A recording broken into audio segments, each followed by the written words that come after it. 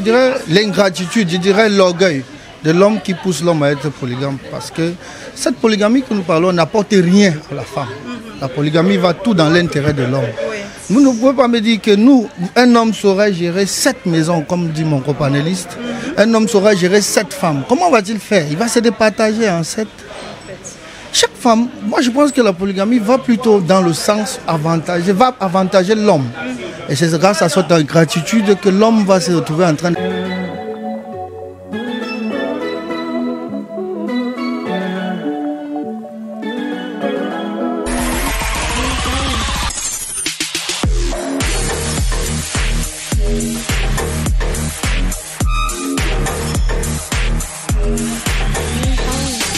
Bienvenue sur Women TV Talk Show, la télévision de la femme. On se retrouve pour une nouvelle production de votre programme Femmes d'Impact. Et dans Femmes d'Impact, aujourd'hui, on parle de polygamie. Pourquoi avoir choisi de parler de la polygamie? Simplement parce que régulièrement dans la société actuelle, c'est un mot qui revient de plus en plus. Et justement, les avis sont suffisamment partagés entre les femmes qui voient en cela une injustice et les hommes qui voient en cela une opportunité.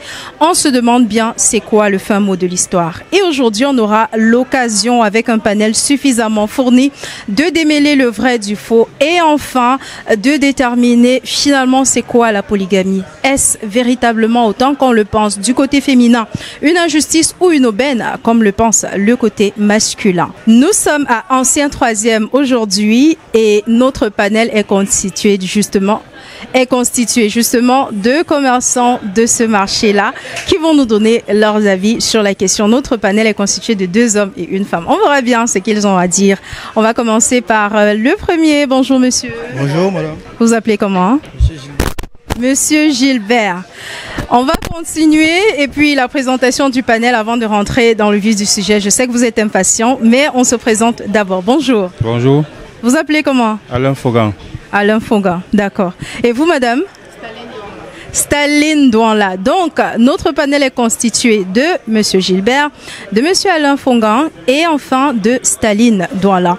Le questionnaire est assez simple. La toute première question est celle de savoir ce que vous pensez de la polygamie.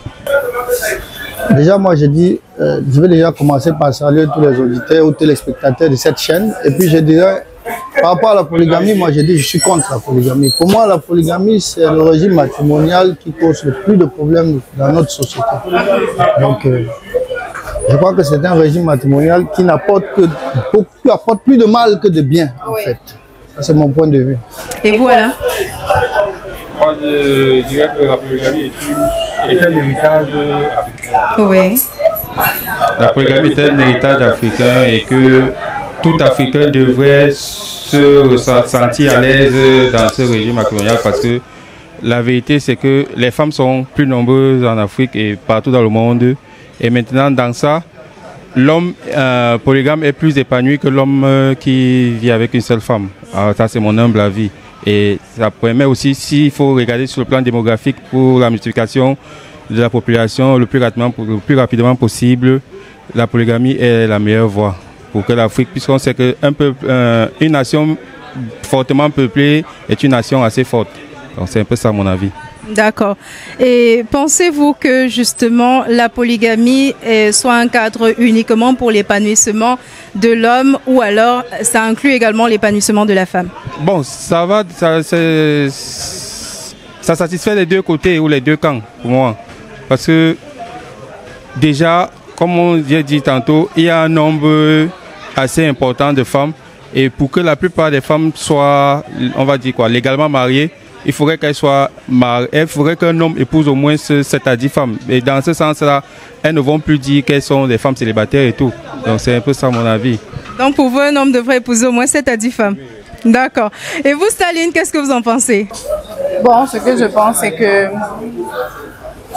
je suis contre la polygamie déjà. Parce que je sors d'une famille où mon papa avait à peu près 5 à 6 femmes et je peux vous dire que vraiment, c'est une chose à bannir complètement. Parce que si je vous raconte ce que j'ai vécu dans ce foyer polygamique, vous n'allez pas en croire.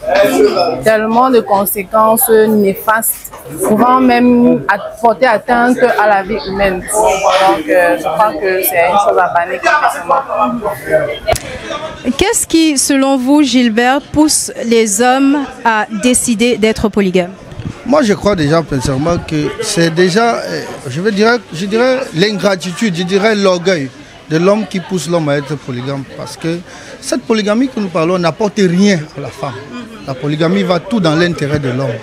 Vous ne pouvez pas me dire que nous, un homme saurait gérer 7 maisons, comme dit mon copanéliste. Un homme saurait gérer 7 femmes. Comment va-t-il faire? Il va se départager en 7. Chaque femme, moi je pense que la polygamie va plutôt dans le sens avantager l'homme. Et c'est grâce à cette ingratitude que l'homme va se retrouver en train de prendre des femmes. Parce qu'il y en a des hommes qui sont satisfaits, qui ont une femme qui les tient bien, mais qui rentrent toujours chercher d'autres femmes qui vont épouser. Moi je pense que c'est un orgueil d'homme. Ça apporte plus à l'homme qu'à la femme. La femme ne bénéficie en fait de rien dans la polygamie. D'accord, merci beaucoup. Alain nous a dit tout à l'heure que voilà, pour lui, la polygamie, vraiment, c'est un choix qui est fait pour aider les femmes. En ce sens-là, qu'il y a beaucoup plus d'hommes que de femmes. C'est bien cela? Plus de femmes que d'hommes. Oui, beaucoup plus de femmes que d'hommes. Oui. D'où vous tenez vos chiffres? Non, mais c'est la statistique démographique mondiale. Non. Les femmes sont plus nombreuses que les hommes. Vous êtes sûr que vous avez recherché? Oui, oui, oui. D'accord. Et vous, Staline, qu'est-ce que vous en pensez? Je pense qu'avant, on pouvait comprendre qu'il y avait plus de femmes que d'hommes. Mais à l'heure où je vous parle, ce n'est plus pareil. Donc, à l'heure présentement, en fait, on peut avoir... En fait, je crois que chaque femme peut avoir son homme. Et pourquoi, selon vous, pourquoi est-ce que les hommes choisissent de se marier sous le régime polygamie? C'est l'orgueil seulement, le gros cœur. Je pense que c'est le gros cœur. Moi, je dirais l'ego. Chaque homme qui va signer à un moment donné, va de son ego. Vous voyez, beaucoup de ces hommes parfois n'acceptent pas la polygamie, mais à la famille. Beaucoup tiennent compte de leur famille, des propos de leur famille. Il y a des familles derrière qui disent tu vas épouser la femme sous le régime polygamie ou alors tu n'es pas notre fils. Si vous faites des sondages, vous verrez beaucoup de ces hommes épousent plusieurs femmes, signent le régime polygamie sous la pression de leur famille. Beaucoup, ce n'est pas du cœur, ce n'est pas de gaieté. Oui. Et il y a certains aussi qui vont de leur ego, ils disent je vais aussi montrer que je suis un homme, comme on dit au quartier. Voilà. Et puis ils vont faire le régime, ils vont signer le régime matrimonial polygamie. Mais c'est un régime qui, en réalité, comme je vous ai dit tout à l'heure, n'apporte rien à la femme. C'est un régime qui apporte qu'à l'homme, parce qu'il veut se sentir homme, il veut se sentir puissant. Il se sent supérieur. C'est tout. Merci beaucoup. Alain, je reviens à vous. Dans la société camerounaise, les hommes considèrent souvent que la polygamie est une option qui leur permet de changer de femme si celle-ci dérange. Qu'en pensez-vous? Bien évidemment, c'est une très belle option. C'est une bonne chose. Oui, parce que, comme on dit souvent, vous pouvez épouser ou avoir une femme qui vous montre un visage et peut-être après 2, 3, 5 ans de mariage, elle vous montre un autre visage. Donc, forcément, pour éviter ça, vous êtes obligé de signer un régime polygamique pour ne serait-ce que empêcher qu'elle change d'attitude après le mariage. Pour moi, je peux encourager les hommes à signer le régime matrimonial polygame, même s'ils ne vont pas dans le futur avoir une deuxième femme. Mais c'est d'abord pour faire en sorte que la femme n'ait pas à avoir un type de comportement, on va dire quoi, dérisoire après le mariage. C'est un peu ça. Et quelle est l'option si c'est l'homme qui dérange? Si c'est l'homme qui dérange, la plupart du temps, moi, je dis l'homme ne dérange presque jamais. Ah, d'accord. Oui. Staline a éclaté de rire. Pourquoi est-ce que Staline peut nous dire? Bon, je suis juste surprise qu'ils disent que la plupart des fois, l'homme ne dérange pas. S'il faille vraiment regarder celui qui dérange dans le foyer, beaucoup plus, pour la plupart des fois, c'est l'homme. Parce que c'est toujours lui qui a tendance à vouloir aller chercher une autre femme dehors. Les infidélités, c'est lui, et tout. Donc, et à chaque fois qu'il va aller, il revient. Il peut porter des maladies et tout. Il vient aller à l'intérieur verser sur sa femme et tout. Donc, du coup, je pense que je ne partage pas le même avis que lui. Donc, je vais revenir sur la question que vous avez posée à l'aide tout à l'heure. La question que vous avez posée à l'aide, je vais revenir dessus. Le législateur a prévu tout cela. C'est-à-dire, si une femme a un comportement qui est incompatible avec son mari, le législateur a prévu le divorce. Émis pour le divorce, dans notre vie aujourd'hui, n'est plus comme à l'époque. À l'époque, on mettait pratiquement 2 ans, 3 ans pour établir un divorce. Mais aujourd'hui, ça va rapidement. C'est parce que le législateur a prévu cela. Je crois que si une femme est incompatible avec son mari et que ça ne va pas, si elle dérange, comme on le dit si bien, c'est possible qu'il divorce. Et il va se remarier, elle aussi, elle va refaire sa vie avec celui qui sera compatible avec elle. Moi, je pense que au lieu de se mettre à chercher femme par-ci, femme par-là, femme par-là, femme par-là, comment est-ce qu'on compte gérer toutes ces femmes? Quand vous avez 7 femmes, vous avez 7 maisons, c'est ça? 7 à 10, je reviens sur les propos d'Alain. Vous avez 7 femmes, vous avez 7 maisons. 7 maisons, vous faites. Ça veut dire que lundi, vous êtes quitté de la maison de, je prends un exemple, Jeanne. Oui. Vous reviendrez chez Jeanne lundi prochain. Qu'est-ce qui s'est passé chez Jeanne? Les enfants que vous avez laissés chez Jeanne là, quelle est l'éducation qu'ils ont eu? Ils ne vous ont pas vu, ça fait une semaine qu'ils ne vous ont pas vu. Puisque vous allez revenir lundi prochain, le temps de faire le tour des autres épouses. Pendant ce temps, ces enfants font comment? Qu'est-ce qui se passe chez Jeanne? Qu'est-ce que vous avez à dire à ce sujet-là? À ce sujet, moi je suis bantou. On nous a appris que c'est la femme qui éduque les enfants. Donc en temps normal, l'enfant n'a besoin de la présence de son père que pour certaines circonstances ou certaines occasions. La plupart du reste des jours, des heures, c'est avec la mère que l'enfant évolue ou il apprend beaucoup de choses. Mais est-ce que vous ne pensez pas que les dérives qu'on retrouve dans la société actuelle, c'est justement à cause de l'absence des papas qui se sont beaucoup plus concentrés sur leur fonction de pourvoyeur plutôt que d'éducateur? Pas du tout. Pourquoi? C'est pas seulement en Afrique que la plupart du temps le père est pourvoyeur de fonds. Dans tous les pays, le père est pourvoyeur de fonds. Maintenant, il peut assister, ou s'il est bien organisé, il peut assister la mère dans certaines tâches. Mais la plupart, on va dire quoi, sur 100%, 80% du travail ou de l'éducation de l'enfant revient à la mère. Voilà. Ok, merci beaucoup.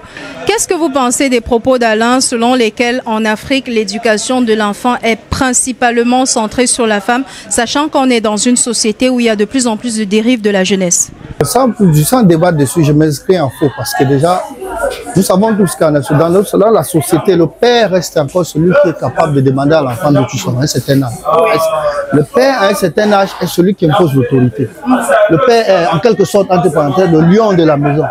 Quand il n'y a plus de lions dans une meute, et qu'il reste des lions, ils sont exposés, les enfants sont exposés. Impossible. Et vous allez constater, dans des cas de polygamie, des foyers polygamie comme ça, il y a beaucoup de femmes, la majorité des enfants qui ressortent sont des délinquants. Je ne dis pas que chez les monogames, il n'y a pas de délinquants. Mais c'est réduit parce que le père a le temps de contrôler son enfant chaque soir. Chaque fois, le père a le temps de demander qui est dormi, qui est là, qui n'est pas là, qui est-ce qui est là. Mais là, chez le cas où il dit le père n'est pas là et la mère reste abandonnée à elle-même devant tous ses enfants, elle ne peut pas tenir. Surtout dans une période de puberté, l'enfant, vous savez que l'enfant, dans la période de puberté, l'enfant devient difficile à tenir.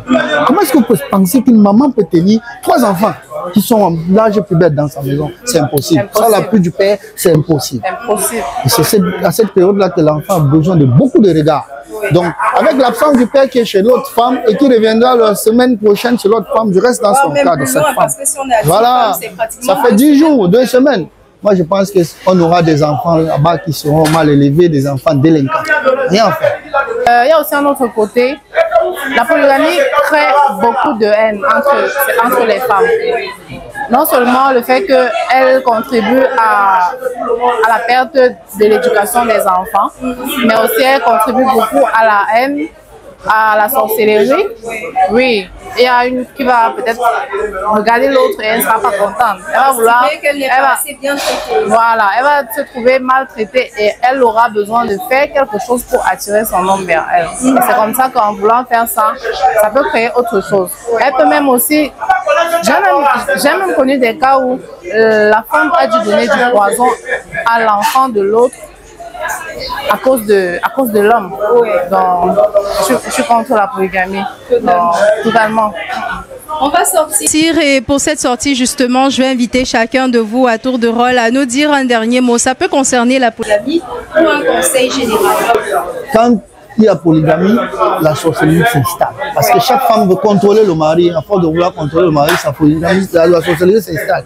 Et cette sorcellerie va souvent jusqu'à tuer le monsieur, le mari en question. Donc je conseille à tout jeune qui veut s'immiscer dans le mariage d'éviter ce régime de justesse. Parce que c'est un régime du diable. D'accord.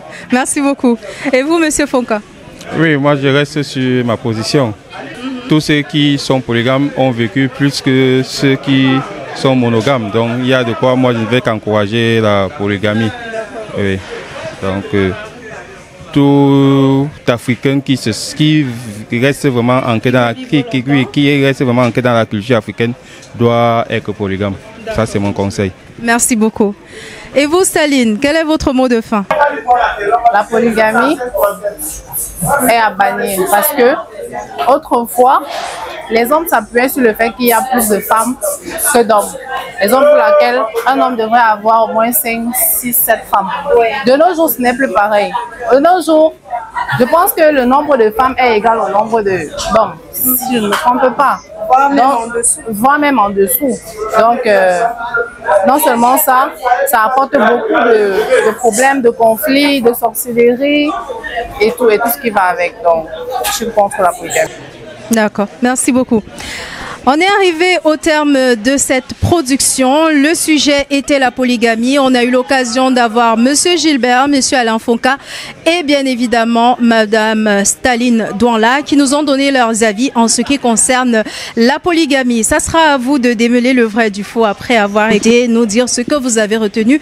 Nous, on vous quitte, mais avant de partir, on vous rappelle la méga conférence tour qui aura lieu à Bafoussam le 22 février prochain et à Douala du côté de l'hôtel Vallée des Princes Bessenguet.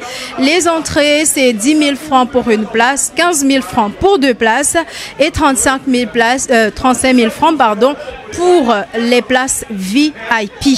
Ça sera une occasion pour vous d'en apprendre beaucoup plus en ce qui concerne l'entrepreneuriat, le e-commerce, le digital, les achats de marchandises en ligne, comment trouver de vrais fournisseurs chinois et tellement d'autres choses. Vous aurez l'occasion de découvrir de ce côté-là et si vous avez besoin de plus d'informations, n'hésitez pas à faire un tour sur notre page Facebook ou encore notre chaîne YouTube. On vous quitte et on se retrouve bientôt pour une nouvelle production.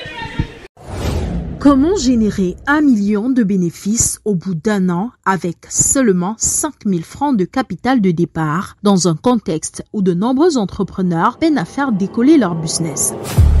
Venez vivre cette expérience historique le 22 février 2025 à l'hôtel Mbatkam à Bafoussam et le 1er mars 2025 à l'hôtel de la Vallée des Princes à Douala Bessenguet. À l'occasion de la méga conférence tour qu'organise Woman TV Talk Show sous le thème Femmes en action, épanouissement et prospérité. Au programme, rencontres d'affaires avec des opérateurs économiques venus des 4 coins du monde, ateliers de formation sur les meilleures techniques de vente et de digital, et en bonus, plusieurs jeux tombola avec de nombreux lots à gagner. Intervenante principale, Célestine Photo, Motivation Speaker, CEO, Woman TV Talk Show et experte en gestion entrepreneuriale. Ne manquez pas ce rendez-vous qui va transformer totalement votre vie et faire de vous un entrepreneur à succès tel que vous l'avez toujours souhaité.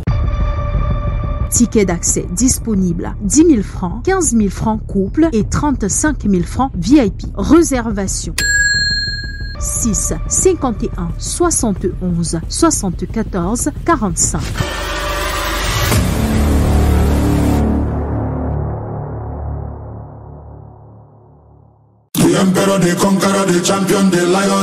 Découvrez le summum du confort et de la durabilité avec les appartements meublés Boss Life. Nos logements sont équipés de tout ce dont vous avez besoin pour un séjour inoubliable, y compris une connexion Wi-Fi rapide et fiable. Nos appartements sont alimentés par des plaques soleil pour une empreinte écologique. Nous proposons également un service de location de voitures sur place. Réservez dès maintenant votre séjour chez Boss Life et profitez du confort que nous offrons dans nos appartements meublés de luxe. Nous sommes situés à Douala Terminus, derrière Barcelone Hotel. Contact 682 82 48 33. Boss Life et Partner. Live like et boss.